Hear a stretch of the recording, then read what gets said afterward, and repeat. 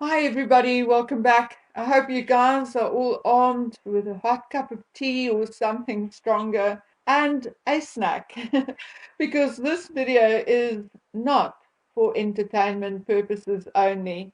No, it is to demand the truth and justice because I don't know about you, but I have not only had it with Harry and Meghan's gaslighting, but also with being lied to by the elite, the rich, and famous. So let's get on with it. Regardless of what Harry talks about, included or did not include in his book, I'm going to deviate from his narrative now and stick to my own course. Harry does not say a word, and I mean not a word, a syllable, or anything from the time of Archie's birth right up to the trip to Elton John's villa in August 2019. Harry does not talk about what it was like to be the father of a newborn, how many times they got up at night, whether he was proud of his son or whether he was worried. He does not say whether Archie had feeding problems or talk about anything cute he may have done. Nothing. Harry does not even mention the christening, not a word. But I'm going to. Archie was supposedly christened in a small ceremony on the 6th of July 2019 and supposedly christened at the private chapel at Windsor Castle and not at St. George's where they were married, or for that matter, any of the other larger chapels. Archie's alleged christening was supposedly attended by Charles and Camilla, William and Catherine, Doria and Diana's two sisters, Sarah and Jane. Apparently, allegedly, the christening was officiated by Archbishop Justin Welby. But Houston, we have a problem. And we have had this problem since the day the christening was announced. The Archbishop of Canterbury, Justin Welby, was also attending a general synod meeting of the Church of England in York on the same day. Now, first, I emailed the church to obtain an agenda for the synod meeting for the 5th of July, the 6th of July, and for Sunday, the 7th. I was directed to their website where these agendas were indeed readily available. Okay, then I requested minutes of the three meetings taking place in three different halls on the 6th of July, and more or less around 10 a.m. until 1300 hours or then lunchtime. I was given links to two of those meetings, but not the third, which was a meeting of the Archbishop Justin Welby, and I can't remember exactly how many, but then other archbishops. I can find it again if I wish to. It has fallen down on my email, but it is indeed still there. Anyway, and that meeting started at 9 a.m. and according to the agenda ran until 12 noon. And the meeting was to cover church policy and financial matters.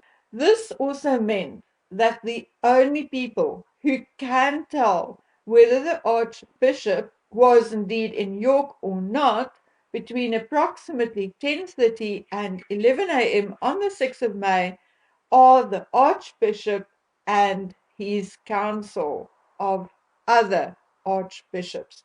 I also received an email from the niece of a bishop. Her uncle attended the synod meeting, and although her uncle was not in the meeting with the other senior bishops or the archbishops. He was indeed attending another meeting in a different room. Her uncle, however, did see Archbishop Welby at approximately 9 a.m. and again between 11:30 and 1300 hours. Unfortunately, he can't be certain of the time, but he knows it was at least an hour before they broke for lunch at 1 o'clock, or then 1300 hours. When I sent an email requesting an explanation of the whereabouts of Justin Welby on that day, I got nothing. No reply, not even a what or sorry, excuse me, nothing.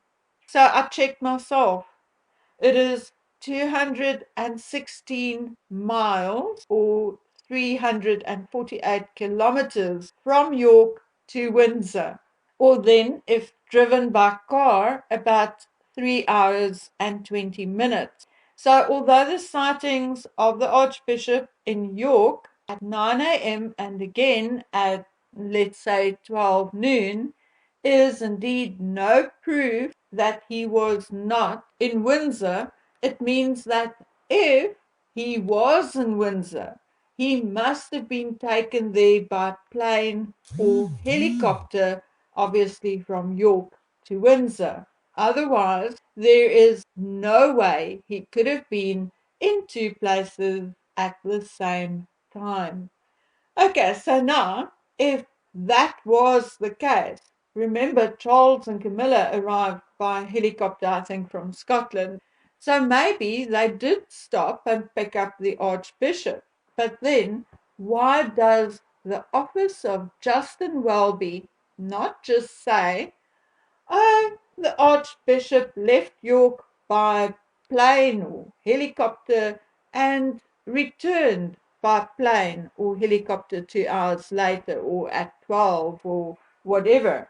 Why not? It would be a simple explanation. But no, when I asked how the Archbishop travelled between York and Windsor on Saturday, the 6th of July, I was completely ignored. I had previous correspondence about something completely different with another person who is employed at Lambeth Palace, the London home of the Archbishop. So I did take one last chance and emailed this person. Now, it was a very short reply, but basically it comes down to this. She did not know for sure, but was aware that there was a conflict in schedule when Archie's christening was first talked about. She was under the impression that it was decided that one of the other bishops, maybe the Dean of Windsor, David Connor, would officiate. But she did not ask or take further notice and was slightly surprised when she, like us, read that the Archbishop officiated the christening. But she wasn't bothered about it. She had put it out of her mind and did not question it further. Okay, so basically that's what her 2-3 line email came down to. Okay, since then, that was it. I sent another email and said, could she maybe just clear this up for us? And I was ignored, did not receive any further reply. Then I asked the same question from a distant, very distant relative of someone in the royal family, and according to her, the christening did not take place on July the 6th. Well, at least that is how I understood her very cryptic reply. So now I have no alternative answers for you except to say that I doubt Archie was christened on Saturday, the 6th of July.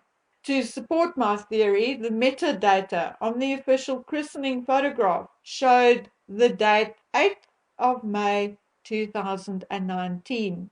Now, how anyone can make that make sense, I don't know. Okay, so personally, I did what I could I could not force anything else from anybody else anymore. That is until I was contacted by a subscriber who was also a member of the congregation in Windsor. She requested to see the register of christenings and could not find Archie's entry. When she made inquiries, she was told the record of Archie's christening, which would include who his godparents are, etc., was sealed or not for viewing by the public. As far as she knows, he would be the only royal, including the Queen herself, whose christening record cannot be viewed by the public. And then obviously we are all asking, why not? According to Meghan Markle, it is to protect the identity of the godparents. But that is just nonsense. Who cares who the godparents are? No one I know of. But again, my friends, this is not all we have unearthed so far. I still have to keep my video shorter due to my exporting problems, but as soon as I can, I'll be back with more until we can get to the summary of the facts as uncovered, at which time I shall openly prove to you that I'm requesting transparency one last time. Thereafter, it will be up to you all, and if you decide to do so, we can unleash the Kraken.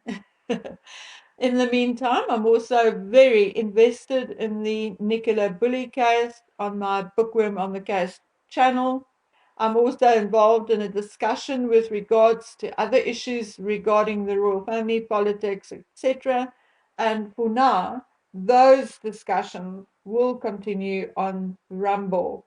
So, indeed, I'm busy, busy, busy, and I shall do my best to keep you informed of what you can find where and when. Okay, my dear friends, so that was a mouthful from me. I'll be back soon to continue the saga, and until then, I wish you everything of the best. Please take care of yourselves and each other. Bye.